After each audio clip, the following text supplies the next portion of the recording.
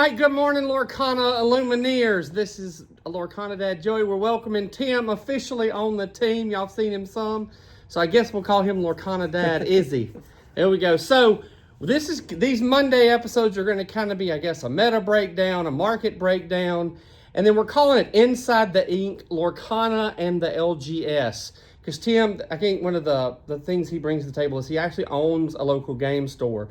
So he gets not only the individual card sales market, but the weekly, what product can I get in market? So Tim, what are we seeing in the market these days?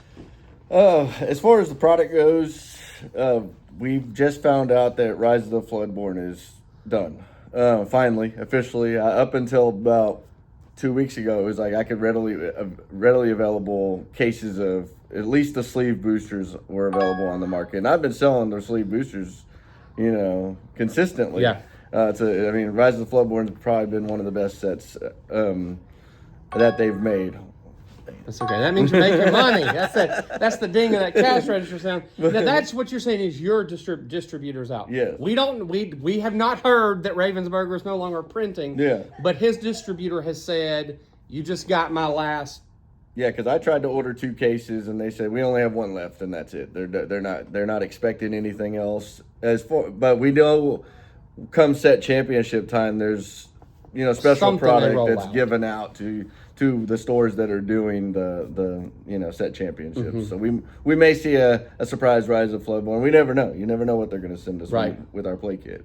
I know that Target this week, I've seen a couple of posts of the first chapter, a couple of packs are popping up, but who knows how those could have been sitting in the back of Target for a year. For sure. You never know. For sure. What about the individual card market? I know we haven't done a video on the Lorcana Dads since Hiram got the but I think that really affected the individual card market. I mean, I'm here helping Tim do his card TCG order shipping, so I see all the cards going out that are ordered.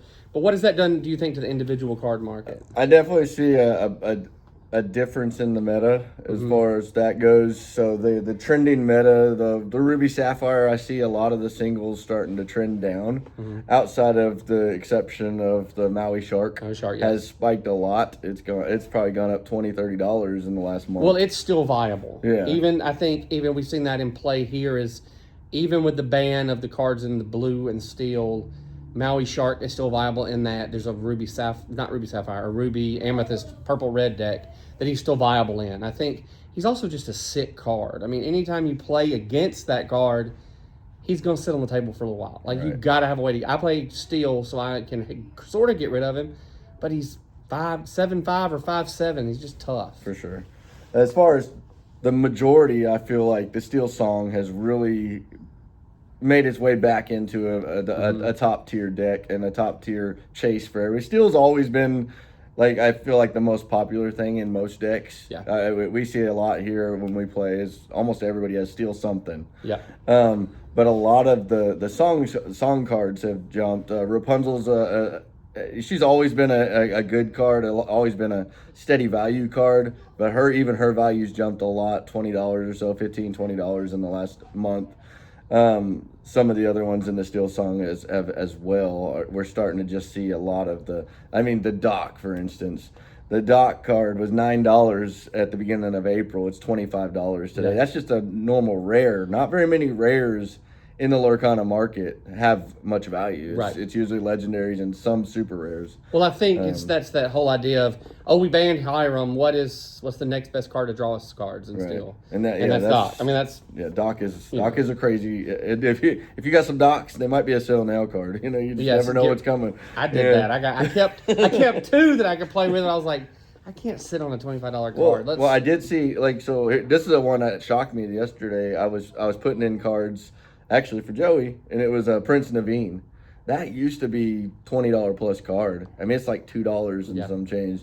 So at any given time, once a deck is not viable, I guess. I mean, they're still viable. I just think if they're not the bandwagon deck, if they're not the deck everybody is currently riding through to win. You will definitely see those cards crashing. I mean, Jim Hawkins for a minute there was up to $35-$40, and it's not even a good card anymore. And so it's if you're not a player, then when you see a spike because of a playable card, it is time to let go. You Yeah, know? right. If you're a collector and you got 12 docks in your binder, Yeah. sell them. Sell the cards. For sure. Or send them to me and I'll sell them. You've already gotten wind of there's some possible other bands coming soon too. Yeah, well, we'll see. Yeah, and we never know. I mean, I think Hiram shocked the world. You know, at least Lorcana. I think rotation is coming. Yeah. I firmly believe, Jason and I have talked about this, I think set 8, I think it's 8, no, 9. Yeah, it's after Jafar. After Jafar, that Fabled set, I think it's going to be a reprint of set 1. It's or very it's going to be a possible. mix. I mean, think, yeah. most trading card games are 2 to 3 years. They start to rotate out, you know. Making that money. Not necessarily the entire past, but at least like once one comes out and then one cycles out, and it just keeps on pushing each other out every so often. Well, I've said it before. I think they underprinted set 1 because they didn't know what to think. And now there's so many players in the game that can't get those cards at a decent rate. And I mean, heck, I've pulled Rapunzel once in all the packs that I've opened. And on that note, just looking at allocations, allocations. It seems like if you don't order at that first wave, it becomes hard to get product. Gotcha. So like we've gotten to the point where I'm at my last case of the Arcazeas. It's completely sold out in distribution.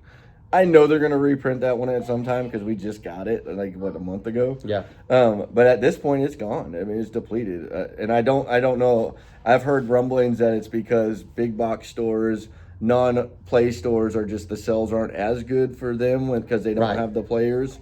And then big box stores are frustrated because we get a head start on selling. So by the time they get it, you know, I firmly believe that's why they're changing release. Yeah. So it's you get a pre-release. We don't know what that pre-release is yet. With Jafar's, he gets a pre-release only a week before. But is he getting all his product, or are we just getting the standard?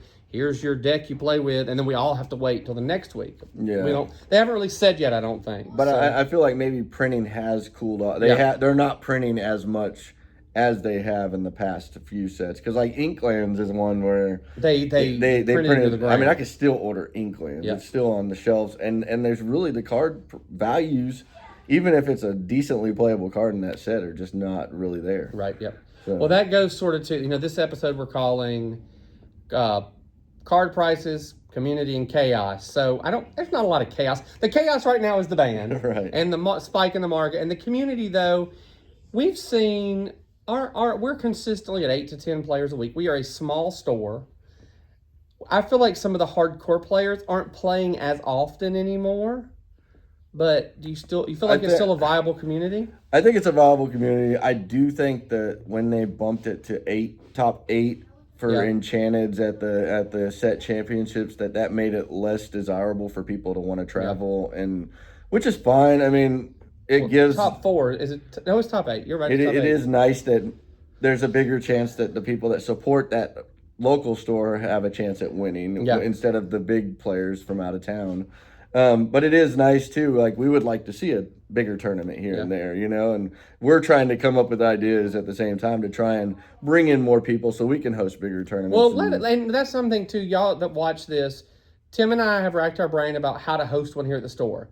What would make people travel 2-3 hours to play? What prizing would you have to see to be part of that tournament? Or what entry fee? Are you willing to pay a $40 entry fee at the shot at $500 worth of prizing for first place? Would you travel for a day? So let us drop a comment, subscribe, like, so you can keep up with it. I think that about hits it today. Next week, we're going to talk about set championships. Yep. I hope Tim has a box by then. That'd be nice. We can reveal it all. Hope we can reveal all the goodies by next week. Yeah, but it's coming. The 4th is the 3rd is the first official weekend. Yeah, we got 2 weeks till yours because we have ours is April 4th. April 4th, 2 weeks. Yeah, 2 weeks from yesterday. Yeah. But also I'm fixing to release some how to play videos. You can start sharing those. I've been opening a lot of packs. We got to get me monetized so I can afford to open the pack. Yeah, because he ain't pulling much. No.